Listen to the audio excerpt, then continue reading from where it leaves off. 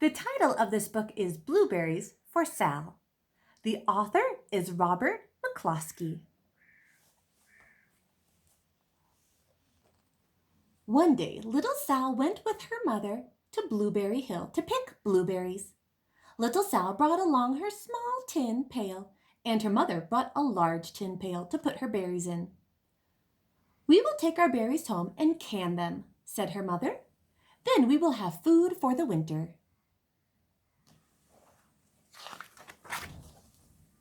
Little Sal picked 3 blueberries and dropped them into her little tin pail. Kaplink, kaplank, kaplunk.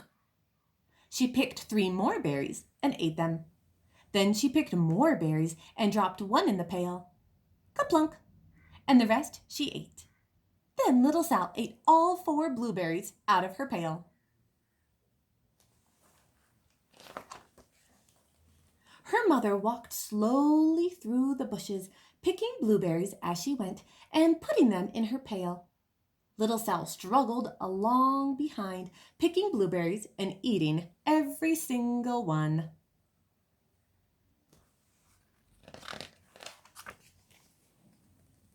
Little Sal hurried ahead and dropped a blueberry in her mother's pail. It didn't sound like a plink, because the bottom of the pail was already covered with berries. She reached down inside to get her berry back. Though she really didn't mean to, she pulled out a large handful because there were so many blueberries right up close to the one she had put in.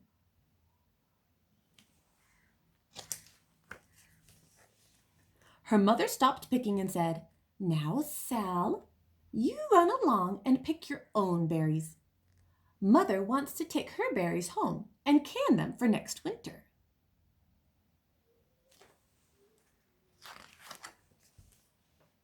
Her mother went back to her picking, but little Sal, because her feet were tired of standing and walking, sat down in the middle of a large clump of bushes and ate blueberries.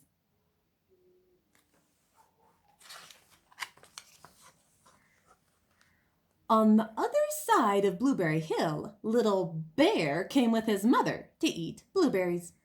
"Little Bear," she said, "eat lots of berries and grow big and fat. We must store up food for the long, cold winter."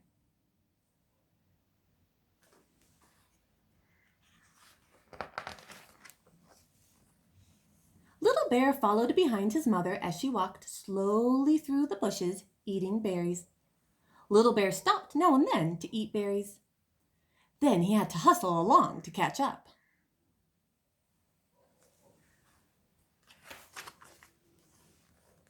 Because his feet were tired of hustling, he picked out a large clump of bushes and sat down right in the middle and ate a blueberry.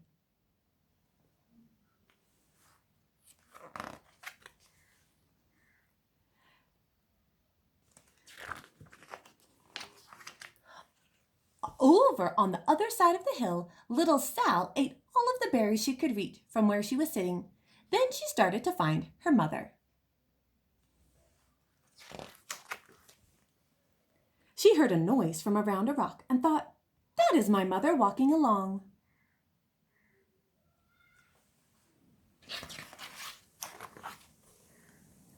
But it was a mother crow and her children, and they stopped eating berries and flew away, saying, "Caw, caw, caw."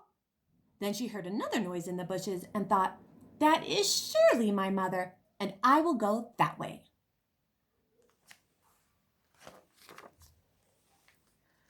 But it was Little Bear's mother instead.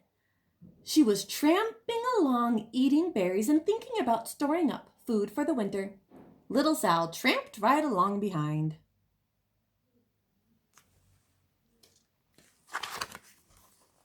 By this time, Little Bear had eaten all the berries he could reach without moving from his clump of bushes. Then he hustled off to catch up with his mother. He hunted and hunted, but his mother was nowhere to be seen. He heard a noise from over a stump and thought, "That is my mother walking along."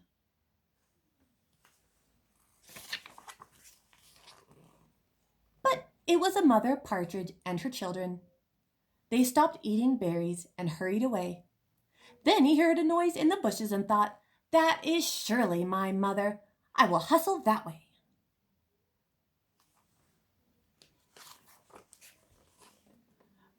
it was little Sal's mother instead.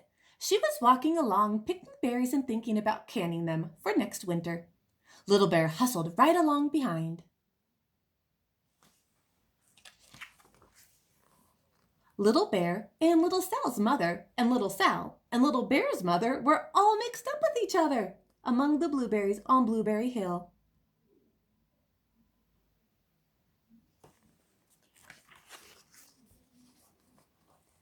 Little Bear's mother heard Sal walking along behind and thought it was Little Bear, and she said, "Little Bear, munch, munch, eat all you, gulp, can possibly hold."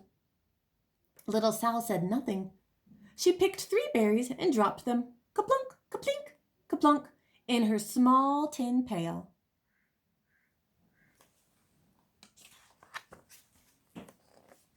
Little Bear's mother turned around to see what on earth could make a noise like kaplunk.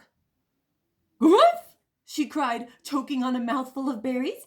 "This is not my child. Where is Little Bear?" She took one good look and backed away. She was old enough to be shy of people, even a very small person like Little Sal. Then she turned around and walked off very fast to hunt for Little Bear.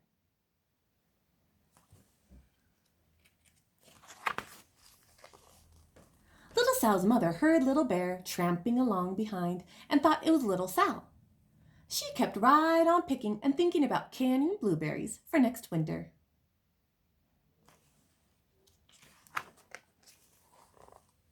Little Bear padded up and peeked into her pail. Of course, he only wanted to taste a few of what was inside, but there were so many and they were so close together that he tasted a tremendous mouthful by mistake. "Now, Sal," said Little Bear's mother, without turning around, "you run along and pick your own berries. Mother wants to can these for next winter." Little Bear tasted another tremendous mouthful and almost spilled the entire pail of blueberries.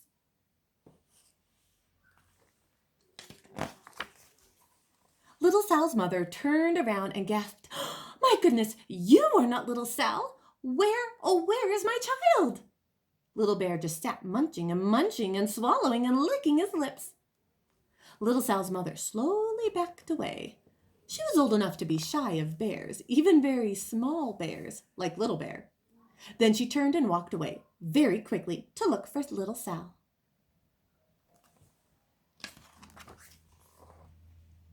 She hadn't gone very far before she heard a kaplink, kaplink, kaplunk. She knew just what made that kind of noise.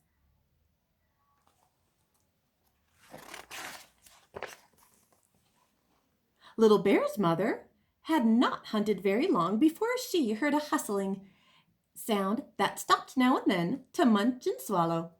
She knew just what made that kind of noise.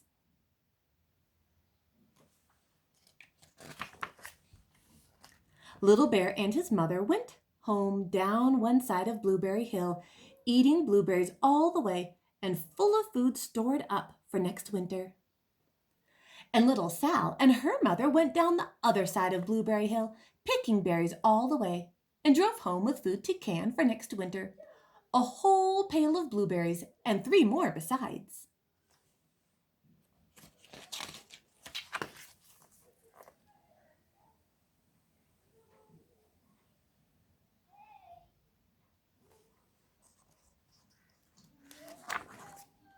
The end. I'll share this picture. Look at them hard at work, canning blueberries.